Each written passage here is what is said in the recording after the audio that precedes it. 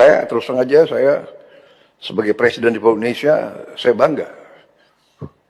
Semua mengerahkan tanpa terlalu banyak minta perintah dari saya, berinisiatif. Saya ditelepon banyak pimpinan kepala negara yang ingin kirim bantuan, saya bilang terima kasih. Concern Anda, kami mampu. Indonesia mampu mengatasi ini. Ya. Ada yang teriak-teriak ingin ini dinyatakan bencana nasional.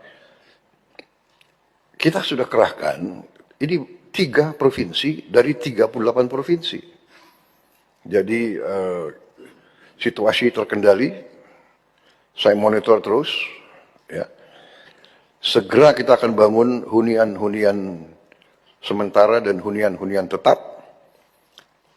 Bahkan mungkin saya dapat laporan dari Menteri Perumahan ya, mungkin mulai hari Minggu ini kita sudah mulai membangun 2000 rumah.